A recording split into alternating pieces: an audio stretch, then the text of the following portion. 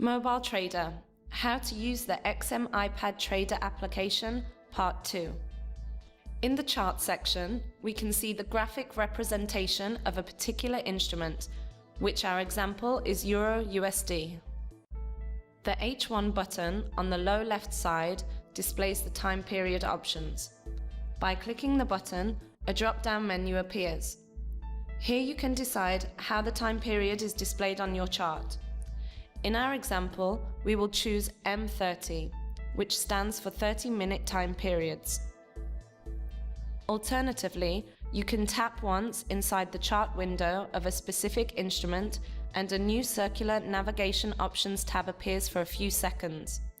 Here again, you have the option to change the time period along with several other options which will be explained further on. The second button on that row allows you to choose how the chart is displayed. The first option is bar chart. This displays the chart as bars. The second option is candlesticks. To get a clearer image of the candlesticks, pinch out your iPad screen to zoom in and see the candlesticks in more detail. You also have the option to scroll from right to left in order to see the latest position of the market.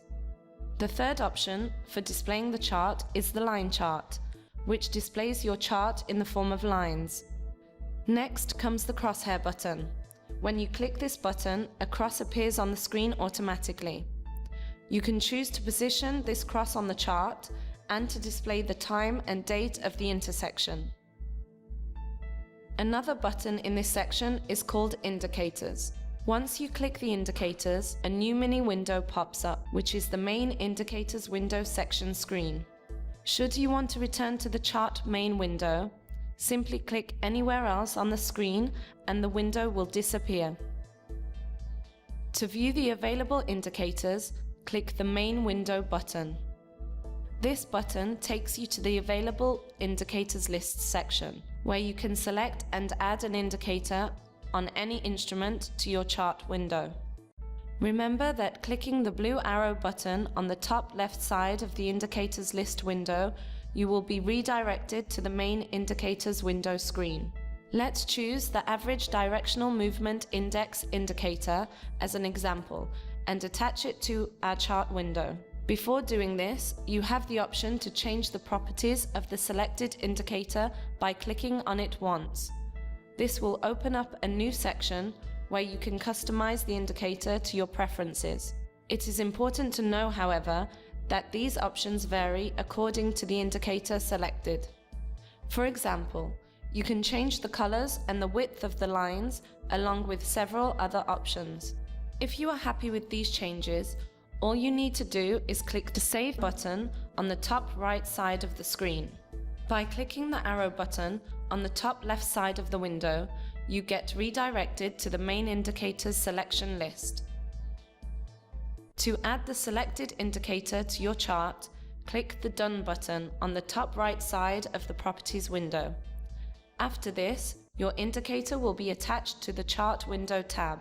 Clicking the Indicators button on the Chart Window main screen will take you to the Indicators menu window, where you can see your added indicator on the same instrument chart window. Clicking the arrow on the Average Directional Movement Index takes you back to the current indicator's properties options. The Edit button on the top right side of the Indicators window gives you the option to remove the current indicator, both from the list and from the chart of the selected instrument. Once you click the Edit button, a new symbol appears next to the selected indicator. Now, if you click the new symbol, the Delete button will be visible.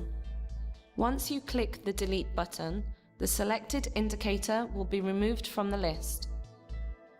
In order to add another indicator on the same window, click on the Indicator Window 1 text.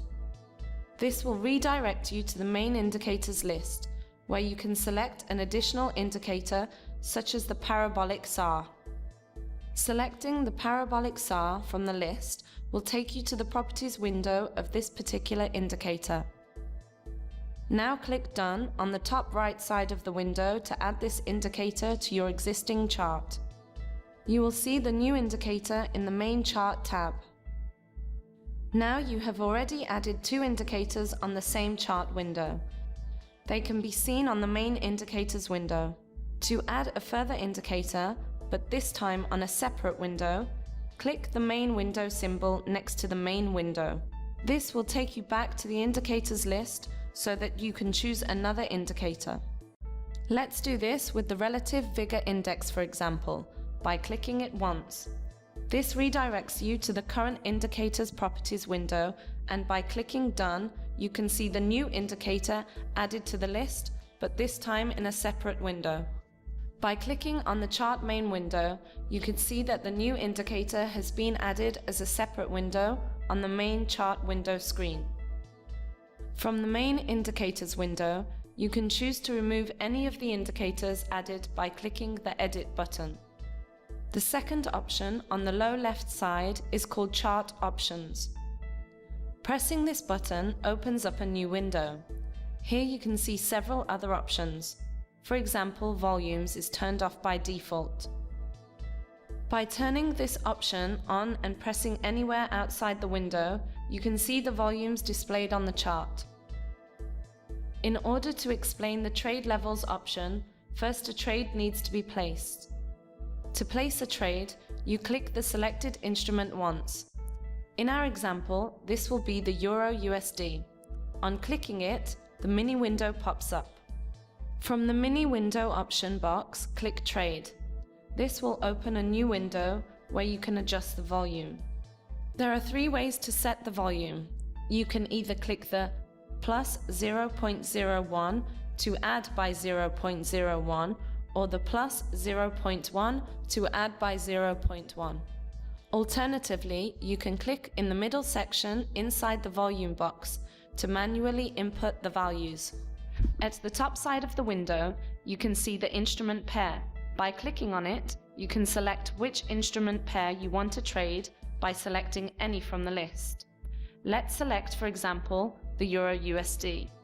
On the top side of the Chart Options window, you can select the type of execution.